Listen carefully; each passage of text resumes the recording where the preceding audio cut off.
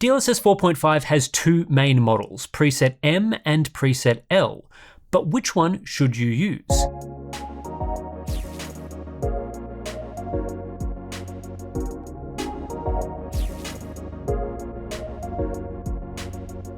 NVIDIA claims preset M is the best for the performance mode, while preset L is optimized for ultra performance. But in our last DLSS video, I saw a lot of comments claiming preset L is actually better overall. So that's what I'll be looking into today. Plus there's a few other interesting comparisons. One of those comparisons is looking at the ultra performance mode, which is a configuration that I've never really rated. Technically impressive, sure, but with previous upscalers, the quality loss between ultra performance and even the performance mode has been very noticeable. Does that change when viewing preset L versus DLSS 4 preset K and even FSR 4 in the ultra performance mode? It's time to find out after this. Today's sponsor spot is brought to you by Gigabyte and their Aorus Radeon RX 9070 XT Elite, one of the most feature-packed 9070 XTs on the market, and arguably the best looking, thanks to the RGB halo design, a triple ring lighting effect that provides unique visuals. But the Aorus Elite isn't just a flashy looking graphics card, it packs a massive vapor chamber cooler that allows it to sustain the highest core clocks of any 9070 XT that we've tested, and we've tested pretty much all of them. This resulted in some of the best out-of-the-box performance, and combine that with the strong feature set, which includes dual BIOS support, massive aluminium backplate with pass-through area, dual HDMI outputs, ARGB lighting, a GPU support that includes a wide range of adjustment, and you have a real winner. Which is why we recommend checking out Gigabyte's Aorus Radeon RX 9070 XT Elite via the link in the video description. Let's start by comparing DLSS 4.5 preset L to preset M and the older DLSS 4 preset K in what I'd describe as the regular upscaling modes, so quality, balanced, and performance.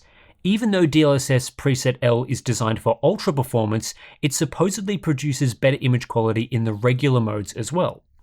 With preset M, I found the output image to be a little over sharp and crunchy in some situations across all the modes when compared to preset K. This additional sharpness provided benefits in some situations and can make the image look subjectively better, but in other examples like this one from Horizon Zero Dawn, I wasn't a huge fan of the over-sharp presentation and how it upscaled grass as one example. With preset L, this oversharp appearance is toned down to a more appropriate level, so the grass in Horizon looks more natural and closer to what we got previously with preset K. I found similar in other game examples like Ratchet & Clank as well as The Last of Us Part 1, where preset L sits between preset M and K in terms of sharpness, and I think this is for the best. It's that little bit sharper than DLSS 4 preset K while maintaining a similar level of detail. And it's not quite as sharp as DLSS 4.5 preset M, which perhaps took things a little too far. All examples retain consistent clarity between frames in motion, eliminating TAA blur. However, preset L and preset M both suffer from similar pattern artifacts like this example in Cyberpunk 2077 that I used in my previous DLSS 4.5 video. This appears to be inherent to these new models, whereas DLSS 4 preset K is largely immune to the same artifact. So in titles where these sorts of issues appear frequently, I'd still recommend dropping back to DLSS 4. Fine detail stability is broadly similar between preset L and preset M, so in a lot of the examples I looked at, if you're using the same mode, in this case the performance mode, it doesn't make too much difference if you use L or M. Crucially, preset L doesn't appear to be any better at reconstructing fine detail or maintaining fine detail stability than preset M, so this isn't a reason to use the L model over M. However, the way L and M perform upscaling of fine details is slightly different, so in the occasional example you might see worse quality from one model or the other. In the fine rope test in Mafia the Old Country, preset M is more stable than preset L when using any of the regular modes, like quality or performance mode. M does have notable flickering issues and less general stability than DLSS 4 preset K, like I've noted in the past, but preset L occasionally has what I'd describe as wavering, almost like the upscaler can't quite tell what position the Y should be in, so it changes its mind between frames. This creates less stability and a bit more blur across these Ys, but it falls short of traditional ghosting, where you see multiple trails behind the moving wire. This seems to only occur in specific circumstances though, and at other times very fine detail can actually be a bit better resolved in the preset L output. I'd say these are edge cases though, because if you take a broad look across each image, the stability of L and M is pretty similar. Ghosting is basically identical with both models, so preset L and M both benefit from improvements here compared to DLSS 4. In the past, there have been DLSS releases where separate presets were designed for stability and ghosting, with one preset offering less flickering at the expense of more ghosting and the other preset offering the opposite. This is not what is happening with the two DLSS 4.5 presets, both are optimized to reduce ghosting artifacts. Disocclusion is virtually unchanged between L and M, so there's no particular reason to pick one over the other to minimize this artifact. Both DLSS 4.5 models are a significant improvement over DLSS 4 preset K in this area, especially when used at lower modes like performance, which we're viewing at the moment. Hair quality, as you might have noticed from this Mafia example, is slightly better with preset L though. One of the improvements we noticed with DLSS 4.5 preset M was better lighting quality due to the changes made in the upscaling pipeline. This typically created brighter and more accurate highlights, but came with a trade-off of increased flicker in some situations. The level of lighting improvements and the level of artifacting is the same with preset M and preset L, so you can't minimize the flicker issue by switching from M to L. When exploring preset M, I noticed that it tended to struggle in our Horizon Zero Dawn snow test, where particles stream across the image. The particles themselves looked fine, but the background could suffer from pixelation and grain, reducing overall image quality. I was glad to see that this is significantly improved when using preset L in the same mode, giving a nice boost even in the performance mode. Most other areas to particle quality were unchanged compared to preset M, but if you are playing a game where this type of pixelation is present, switching to preset L or back to preset K is the way to go.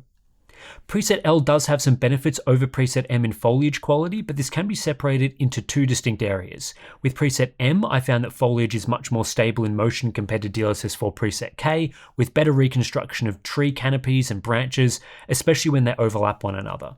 Preset L is unchanged in this area. Trees look largely identical to preset M, with excellent stability and similar reconstruction of fine details. What preset L improves is the grainy or pixelated look that sometimes occurs in grass, especially when there is a lot of fine overlapping grass detail. Preset M was able to remove some of that sizzling that would occur in the grass relative to DLSS 4 preset K, but this sometimes also introduced grain and the oversharp look I was talking about earlier. Preset L has a more normal level of sharpness and reduced grain, so it's the best model so far at reconstructing grass while upscaling. These benefits apply across most modes, so whether you're using quality upscaling or performance upscaling, preset L is most likely to deliver the best image quality in foliage. There are times where the output does look a bit softer than preset M, but with reduced pixelation, this actually makes the overall image look more natural.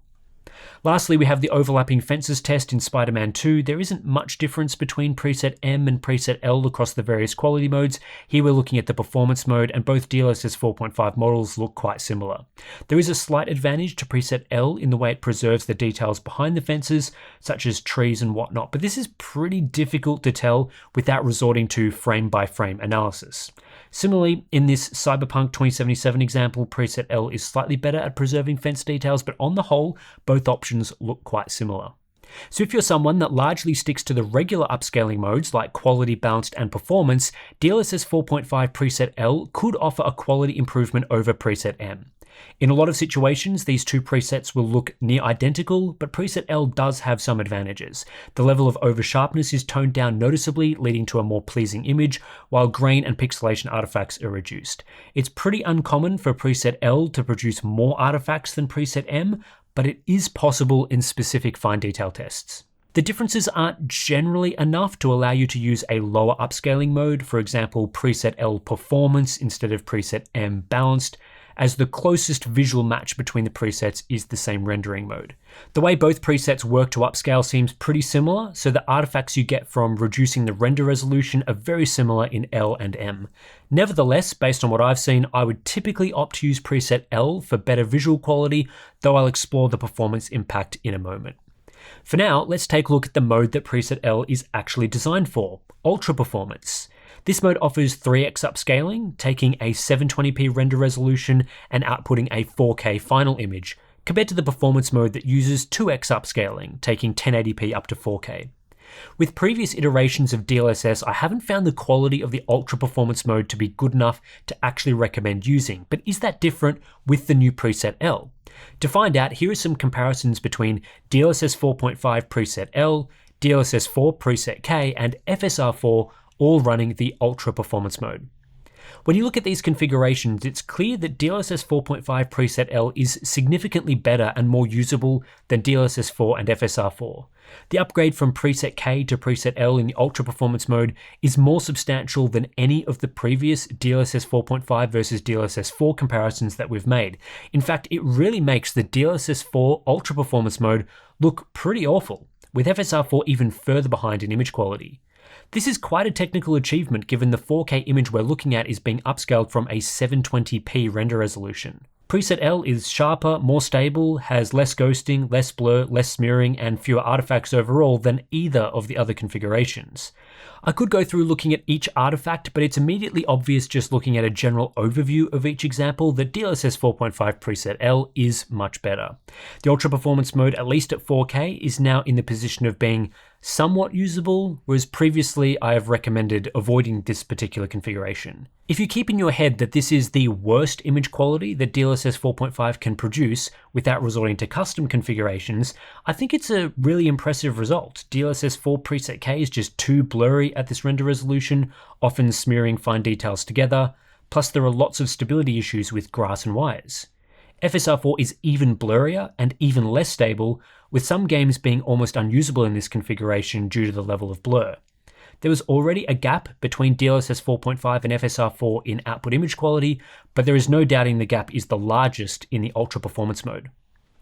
1440p Ultra Performance is considerably less impressive. DLSS 4.5 preset L still offers the best visual quality and experience out of the options displayed here, but we're now in the territory of significant and distracting artifacts. In Horizon Zero Dawn, there is a lot of grain and pixelation playing with this configuration.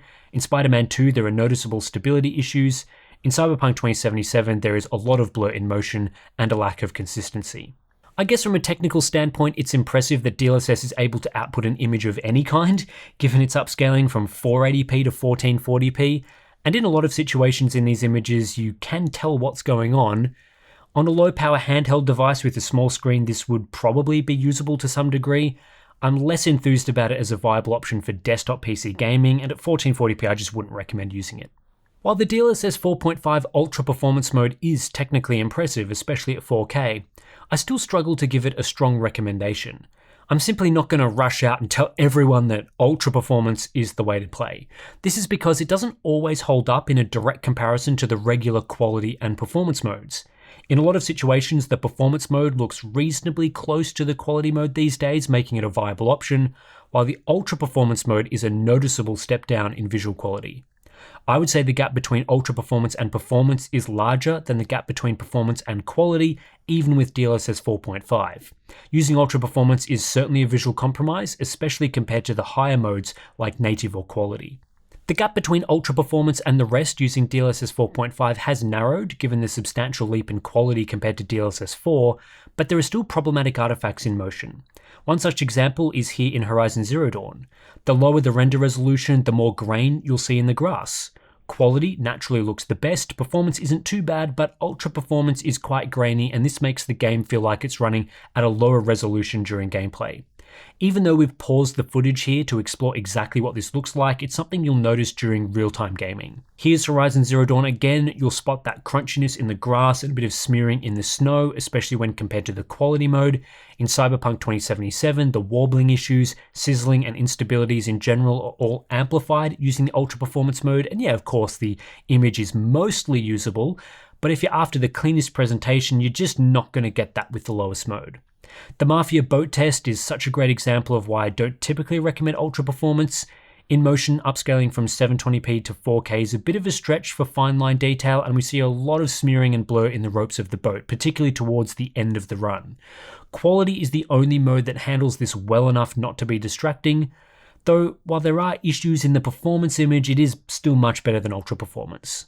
But there are a couple of other things here as well, such as the worse hair rendering when using Ultra Performance with pixelation, particularly around the edges of the hair. Disocclusion artifacts are also more noticeable at lower render resolutions, which creates problems in third-person games like this, where there is constant movement around the edge of your character.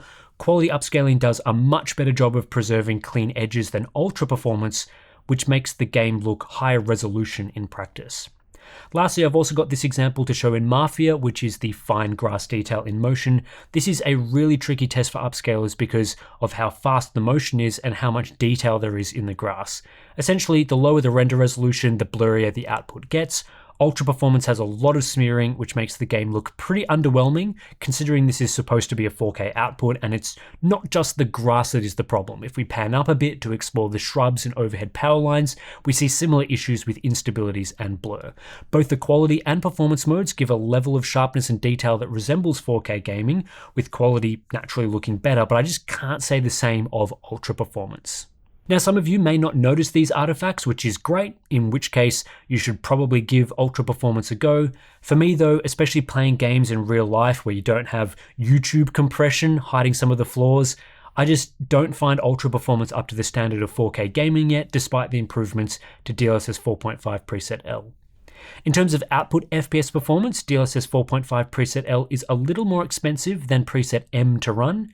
Preset L produces a little better image quality, so running a little slower makes sense. Here we have the RTX 5070 Ti playing Cyberpunk 2077 using the Ray Tracing Ultra preset at 4K.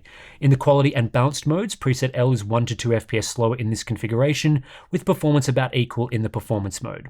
This means preset L is up to 5% slower. At 1440p, pretty similar story on this GPU using preset L instead of M leads to about a 3% performance decrease. Mafia the Old Country isn't as receptive to upscaling as Cyberpunk 2077, so we see a slightly larger performance impact using preset L, as the overhead is more of a dominant factor. The quality mode ran 4% slower using the Epic preset at 4K, and the performance mode ran 5% slower, so that's the equivalent of just a couple of FPS. At 1440p, the quality mode was 5% slower, and the performance mode 5% slower as well.